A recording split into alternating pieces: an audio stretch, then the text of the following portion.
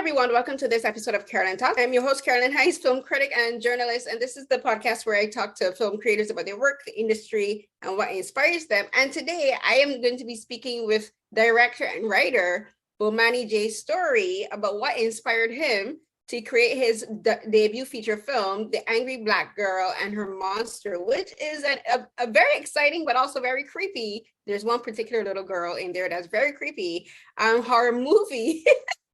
This is honestly, I don't trust children when it comes to horror stories. Anytime I see a child, I'm like, I don't trust you automatically. I don't care who the villain is.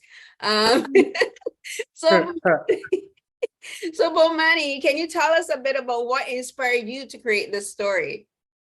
Yeah, and like it started with the literature. It's like the original book by Mary Shelley's Frankenstein. I read it and was so impacted by it that I just knew I needed to do something with it. And like the themes resonated with me, and like the characters, like I just loved it so much. And you mix that with a little bit of I have two older sisters that I grew up with who shepherded me and were kind of my first contact with intelligence, and mix those two things and ta-da, how you like me now? Ta-da, I like it. So the thing about this film is, as you said, it's inspired by Mary Shelley's Frankenstein's monster. And we always got to remind people the story isn't about the monster, and the monster's name is not Frankenstein. Frankenstein is Excitus. And in this story, the Frankenstein is a young Black girl named Vicaria, played by Leah DeLeon Hayes. And I think she did a fantastic job, because the thing with this with her character is she's very dark, and she has a very dark aura and a very dark outlook on life. And this dark outlook on life she has been created because of the situation she's in, because the community she's in she's surrounded by danger. She's seen extremely traumatic situations happen right in front of her eyes. And being a Black girl living in America, the world is dangerous, so she has this seems like a very negative and a very pessimistic outlook on life. And she particularly has what seems to people to be this obsession with death. But I actually don't see her obsession with death as being necessarily unhealthy, because she calls death a disease, which I think is interesting for you to have it termed that way, because normally people would say death is the symptom. So talk about making death the disease rather than the symptom of the situation that she's in, of the environment that she lives in. Yeah, no, I mean, I think that first of all, it's like that line to capture the emotion of what she's going through. Not only was it that to kind of contextualize it as her kind of mantra, however you say it, but it was also, my homage to one of my favorite films, The Fountain by Darren Aronofsky. So it's like mixed with all that. But I think that she, because of her obsession through, and this is how she processes her grief, and I think that her coming to the conclusion that death is a disease, I think, is because it's robbed her of so many things. And I believe she, as she states, I believe she thinks that is the ultimate problem, because as long as death is not around, we don't got nothing to worry about. Right. And because she thinks that death is curable. She looks at it as, like, people would look at it as almost like a cancer. It's a cancer that needs to be cured. It's a cancer that needs to be taken out. But the thing with cancer is a mutation. Cancer starts as a mutation in cells, whereas the death that she's talking about, I guess the mutation would be racism, as structural as systemic racism.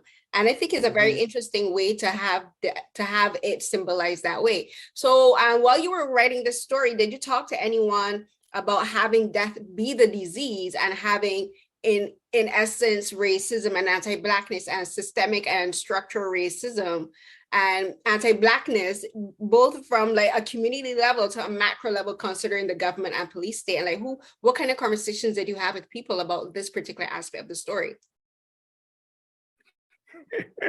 I love this. Look, when I was writing this, I was like, of course, like there's my own, experiences, and, talking to my sisters, and as well as just, my own research. And, it's like being Black in America is just going to give you a certain outlook and make you think about these things, and as a writer, you're going to try to capture certain thoughts. You know what I mean? So it's all going to play a part of it, you know, and to say whether it's one of these things, two of these things, or all of them, or none of them, you know, I definitely want to leave that up to the audience to decide, you know, on how they feel about it and their interpretations of it, because I think that that's part of the beauty of storytelling and cinema is you are able to have these grasps and these interpretations. Now, I think these things are without a doubt part of the conversation, you know, and I think I would be being dishonest to make a movie that's so embedded within the culture without that.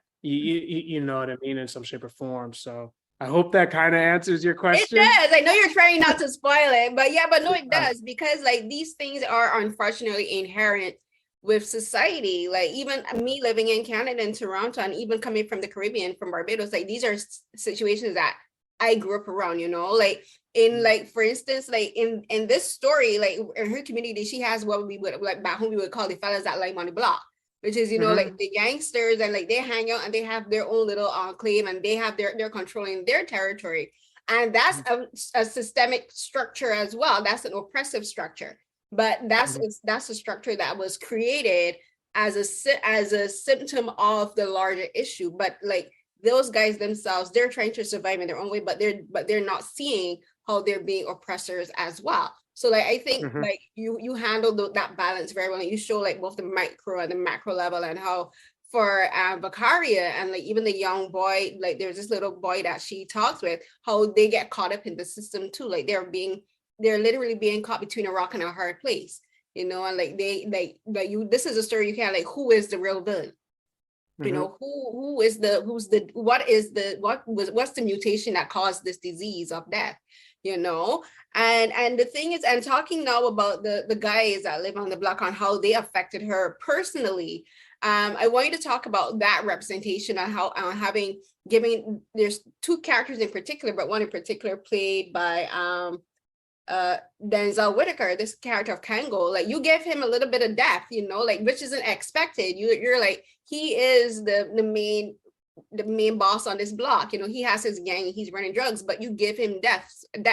So talk about making sure that for the audience, you say that all of these Black people matter, which is basically what's happening in this story. Like every single character, every single Black person in this film has their own story, has their own narrative, and has their own purpose.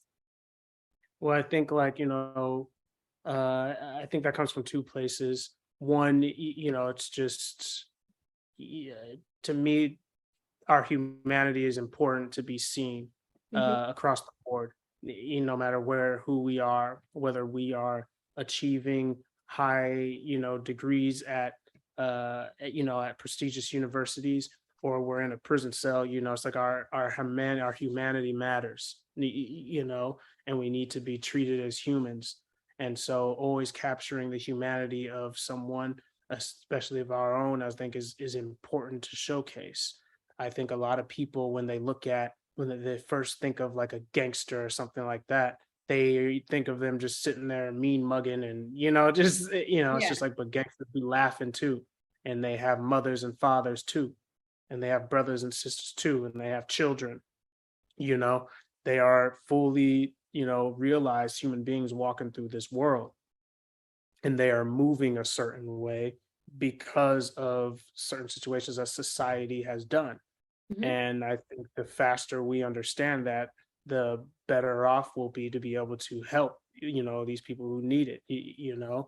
And I think misrepresenting them only just pisses people off by not showing their humanity.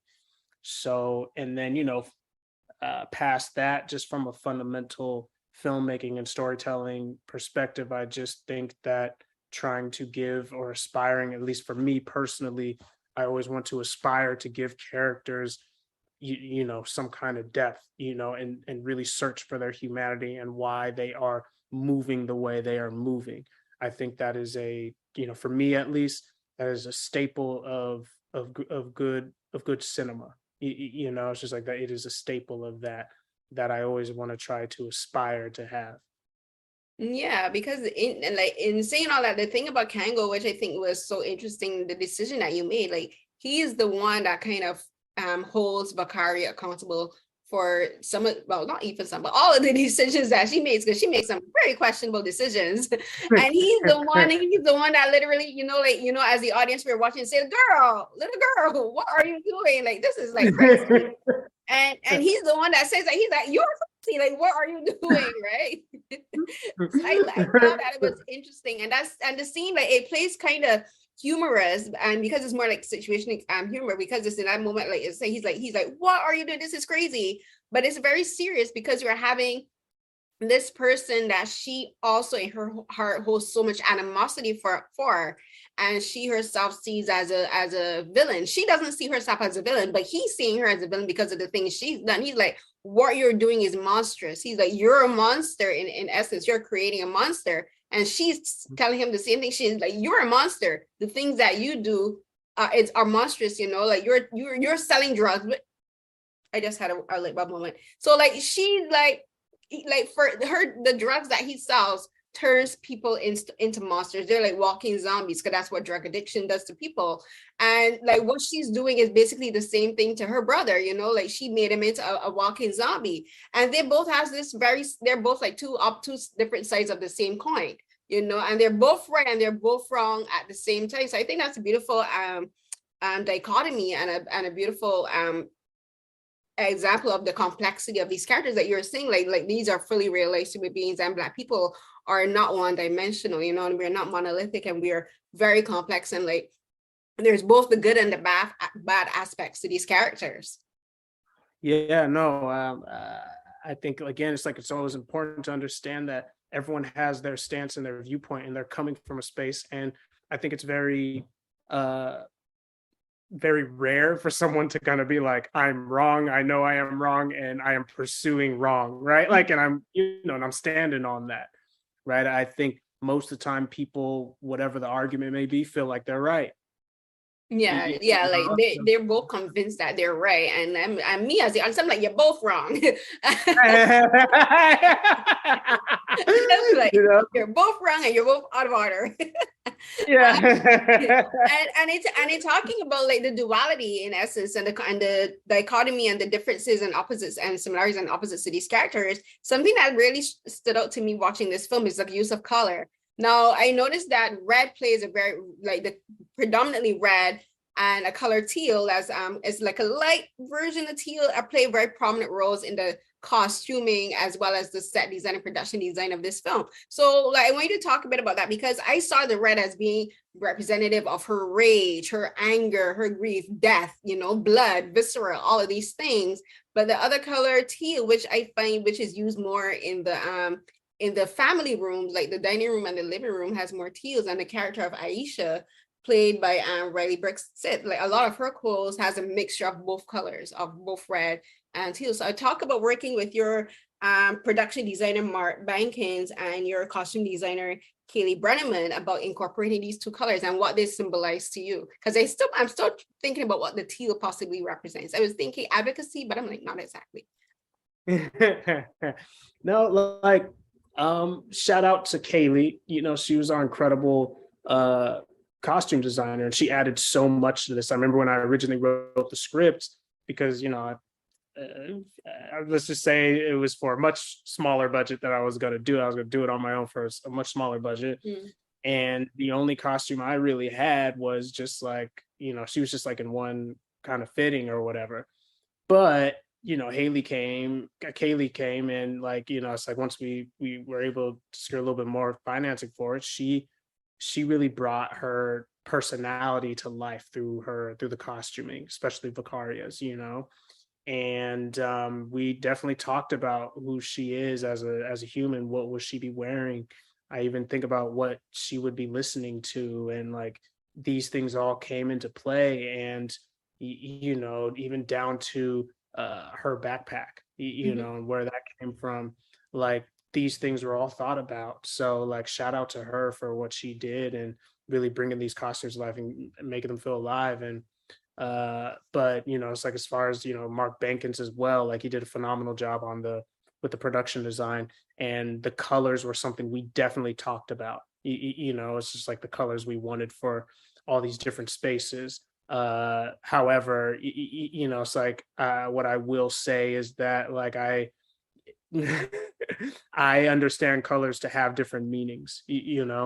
As you said before, yes, red can mean anger, it can mean death, it can be blood, it's just like, it can be gang related, it can also be passion, it can also be love, and it can also be a lot of these things. And so, stuff like that was definitely in my mind when it came to the color palette of whether it's Vikar's home or Kango's home or even Riley's home. So like, but I don't want to lean one way or the other too much, because I enjoy the interpretations. It's just like, for people when it comes to the color spaces of these rooms and what it means to them.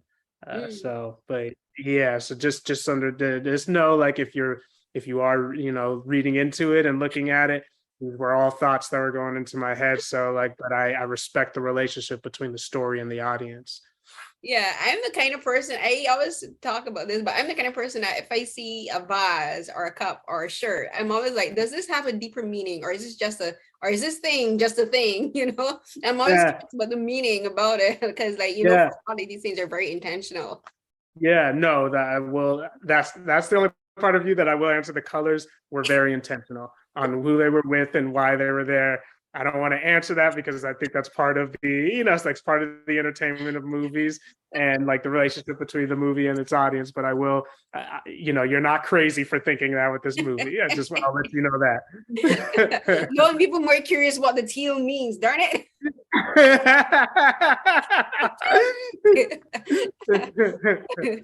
I know you have to get ready to go, because I know you're having a busy day today, but thank you so much, Bomani, for taking the time for speaking with me, and thank you for making this film. I'm sure you're gonna get a lot of interesting reactions, and like, you seem to be the kind of filmmaker that just loves watching people's reactions and see what they really think, and all the different theories that people are gonna come up with for this film. And I know there will be a lot of theories about what this film is, which I think is great. Because everyone reads into films differently. Every story is like, has its own identity. So I myself can't wait to see what other people think about this film. But again, thank you so much for speaking with me. Oh no, thank you so much for putting this down. And like, I love your questions. I love how you feel about the movie. I love how it makes you feel, and like, I love your thoughts on it, man. Like, yes, like, I hope you write a piece on it. I'm gonna pitch it to someone to see who takes it. Please. But no, thank you. I'm glad it resonated with you. You just never know. So like, I'm always like, I have to humble myself to audiences. It's just like, because as much as I have hopes and dreams while I'm going to be writing something and creating, I just don't know for sure how people are going to react, and whether they're going to be involved or not. And I always want to humble myself to that. So I'm very very grateful that you responded to it and it connected with you, and it's amazing. Great, thank you so much. I'm gonna let you go now before being cut off. Okay.